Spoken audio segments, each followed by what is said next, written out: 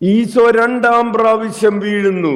അച്ഛൻ അവിടെ ധ്യാനിക്കാൻ ആഗ്രഹിക്കുന്ന ഒരു വിഷയം, എന്തുകൊണ്ടാണ് ഈശോ വീണ്ടും വീണത്? ഒരു പ്രാവശ്യം വീണതല്ലേ,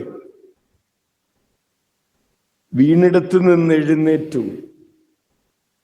വീണിടത്ത് നിന്ന് രണ്ടാം പ്രാവശ്യം വീഴുന്നു, വീണ്ടും എഴുന്നേൽക്കുന്നു.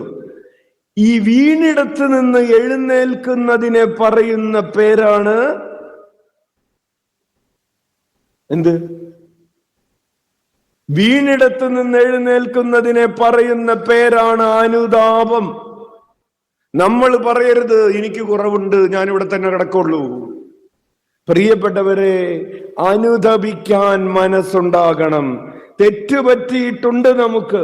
വിലാപങ്ങളുടെ പുസ്തകം 3-ാം അധ്യായം 40-ാമത്തെ തിരുവചനം, നമുക്ക് നമ്മുടെ വഴികൾ സൂക്ഷ്മമായി പരിശോധിക്കുകയും കർത്താവിങ്കലേക്ക് തിരിയുകയും ചെയ്യാം.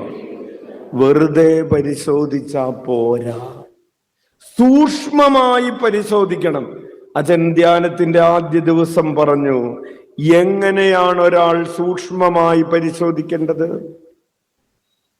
എനിക്ക് കുറവുണ്ട്, എനിക്ക് എന്താണ് കുറവുള്ളത് എന്ന് സൂക്ഷ്മമായി പരിശോധിക്കാൻ നമ്മൾ ഏത് കണ്ണാടിയുടെ മുമ്പിൽ പോയി നിൽക്കണം?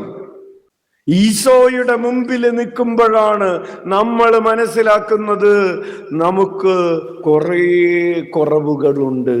നമ്മുടെ ക്ഷമ ശരിയല്ല, നമ്മുടെ സ്നേഹം, ദൈവസ്നേഹം പോരാ, പരസ്നേഹം പോരാ, നമ്മുടെ വിശ്വാസം പോരാ, പ്രാർത്ഥന പോരാ, മറ്റുള്ളവരോട് ദയ കാണിക്കല് പോരാ, നമ്മള് നന്മ ചെയ്യല് പോരാ, ഒന്നും അങ്ങോട്ട് ശരിയായിട്ടില്ല.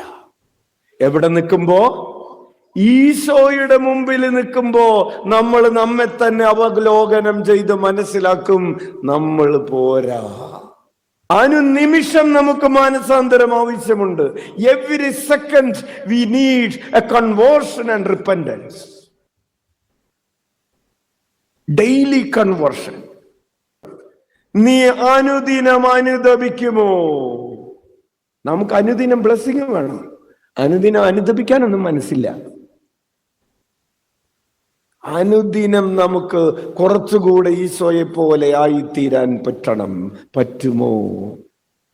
കുറച്ചുകൂടെ പാപം ഉപേക്ഷിക്കാൻ പറ്റണം, കുറച്ചുകൂടെ നന്മ ചെയ്യാൻ പറ്റണം, കുറച്ചുകൂടെ പ്രാർത്ഥനയിൽ വിശ്വാസത്തിൽ വളരാൻ പറ്റണം.